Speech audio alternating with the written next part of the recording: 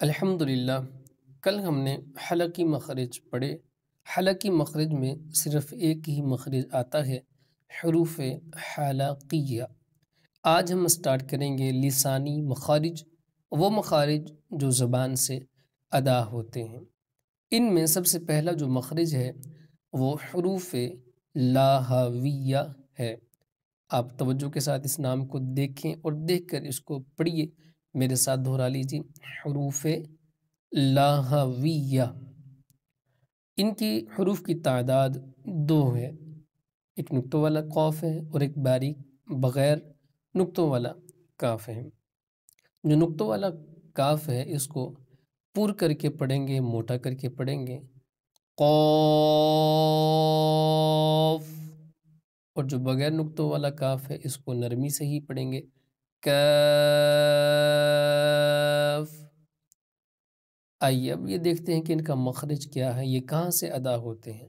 قاف نقطوں والا، انہوں نے لکھا ہے کہ زبان کی جڑ اور تالو کے نرم حصے سے ادا ہوتا ہے۔ دہرا لیجئے، زبان کی جڑ اور تالو کے نرم حصے سے ادا ہوتا ہے۔ باریک کاف زبان کی جڑ اور تالو کے سخت حصے سے ادا ہوتا ہے۔ یہاں پر کا نقشہ بیان کیا گیا، اس کے اندر دانتوں کا نقشہ، زبان کا نقشہ، تالو کا نقشہ اور حلق کا نقشہ ہمارے سامنے سمجھانے کے لیے پیش کیا گیا۔ یہاں پر زبان کی جڑ، یہ زبان کی جڑ ہے تالو کے نرم حصے سے۔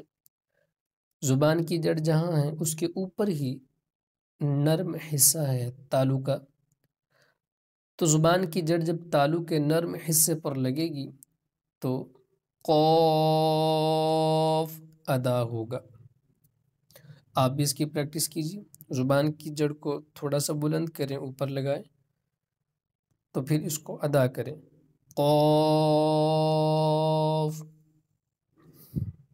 اور پھر زبان کی جڑ کے اوپر جو نرم حصہ ہے اس سے تھوڑا سا ہی آگے تالو کا سخت حصہ شروع ہو جاتا ہے، تو زبان کی جڑ کو اوپر تھوڑے سے جو اس کے آگے سخت حصہ ہے، نرم حصے سے تھوڑا سا آگے سخت حصہ ہے، وہاں پر لگائیں گے تو کیف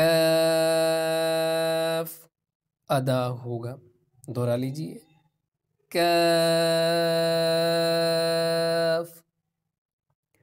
اس کی آپ بار بار پریکٹس کرتے رہیے، درست ادائیگی کی انشاءاللہ عز و جل جلد ہی یہ درست ادا ہونا شروع ہو جائے گا۔ آج ہم انشاءاللہ دوسرا مخرج بھی پڑھیں گے، اس کا نام ہے حروف شاجادیہ۔ زبان کے درمیان اور تالو کے درمیان سے یہ حروف ادا ہوتے ہیں۔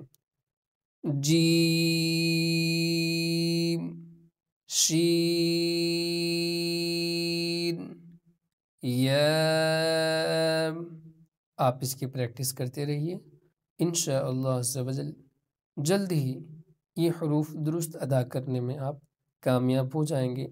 اور بالخصوص ان کے مخارج کا نام یاد رکھیے، حروف شجریہ، حروف لاہویہ، حروف حلقیہ، ان کے نام آپ ضرور یاد رکھیں۔ اور آپ کو یہ بھی علم ہونا چاہیے کہ یہ حروف کہاں سے ادا ہو رہے ہیں۔ اللہ عز و جل سے دعا ہے کہ ہمیں درست قرآن پاک پڑھنے کی توفیق عطا فرمائے۔ میرا سکھانا اور آپ کا سیکھنا اللہ تبارک و تعالیٰ اپنی پاک بارگاہ میں قبول فرمائے۔ السلام علیکم ورحمۃ اللہ وبرکاتہ۔